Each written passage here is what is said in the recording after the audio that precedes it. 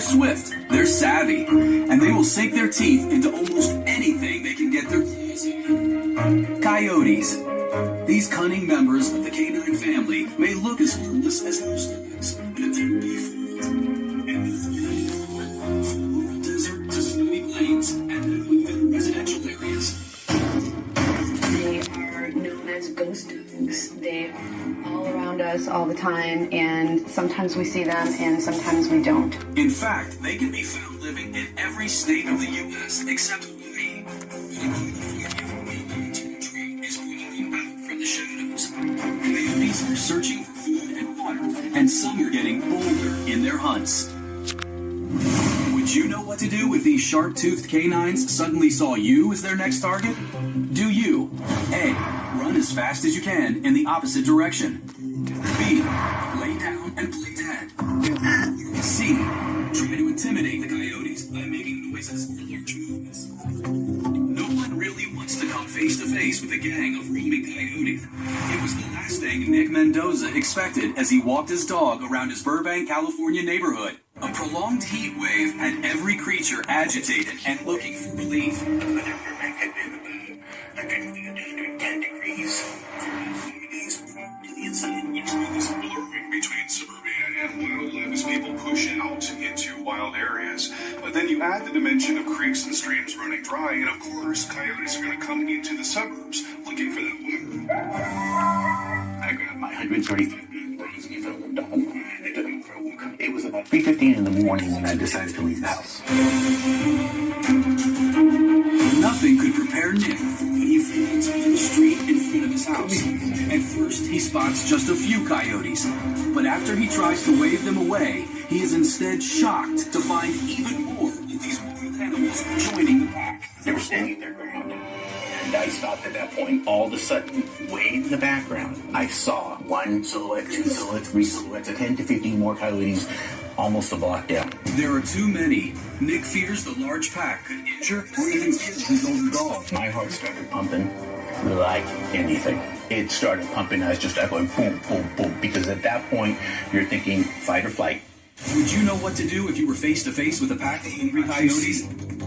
Your best option to get away from an attack is to intimidate or haze the coyotes.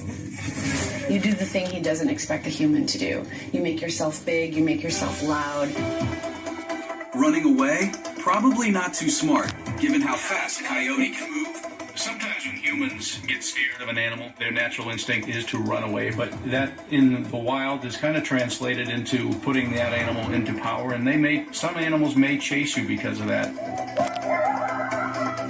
Lying down to play dead is also something you don't want to do. If you lay down and play dead, he's probably even more likely to come closer to you. Maybe not even necessarily to attack, but to try to figure out what's going on.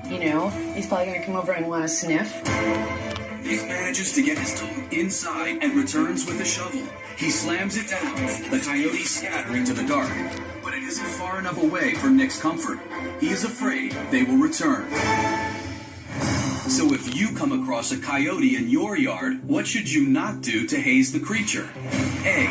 Use food as a distraction by throwing it in the opposite direction. B. Bang pots and pans to make noise. C. Grab a hose to spray it down with water. Throwing food far away would not work. The distraction may last a moment, but they will always come back for more. So what makes banging pots and pans a good idea? Coyotes and wild animals in general do not like the sound of metal.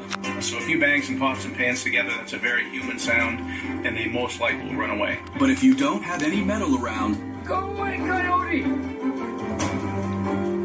The best, easiest method would be using your voice, just because it's the quickest, it's there. The hose would also work. It would be a deterrent, and it wouldn't hurt anybody. But remember, the best thing to do is haze them.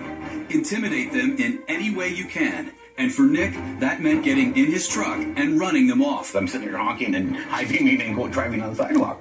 But at that point, that's when they dispersed. A terrifying encounter with these lurking predators.